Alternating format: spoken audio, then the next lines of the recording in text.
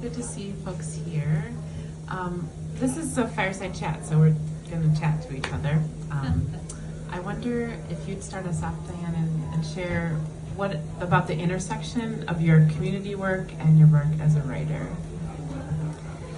Hamatakiapi, Diane Wilson Amakiapia, Si Chango Oyate Edoma Wapia. So I am greeting you in Dakota, which is... No, sounding quiet. Okay, that's better. So yeah, thank you for giving us insight into the intersection of that really important work that you're doing.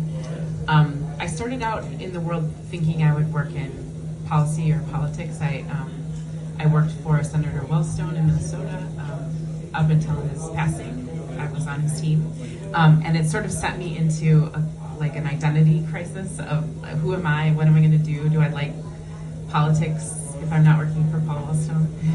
And so I moved to Buffalo, New York to live and work on an urban farm. And I'm not a gardener. I kill plants, but I'm really good at creating spaces for people to be in connection with nature and to learn from it, to make positive changes in their neighborhoods and communities. So I spent 10 years living on this little tiny farm and dreaming about writing.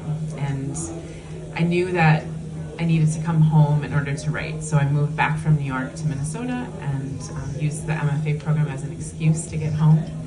And I knew that I wanted to be in different spaces than academic spaces. I think there's real value to academic spaces for sure, but I think that writing and stories can bring folks together in other places than that. So I started teaching with Minnesota Prison Writing Workshop about 7 years ago, and that's been a great joy of mine to be able to bring writing programming into incarcerated people and to give them spaces to share their stories with each other and to work on their craft. And then I also just been doing a variety of community organizing things. So I worked on a big puppet and public theater project for several years,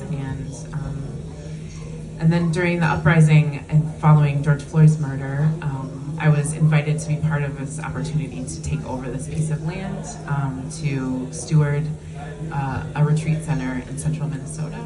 And that felt like an answer to an unarticulated dream of mine, that I wanted to have a space where folks could spend time together healing from being alive in today, being alive, and to understand the ways that creating safety for other folks to do that similar work is valuable. So 3 years ago, we started the Fields at Root Springs, which is a small retreat center. We have 3 cabins that folks can rent, and we've hosted 700 guests over the last 3 years to come and spend time with each other, to do planning and healing work, to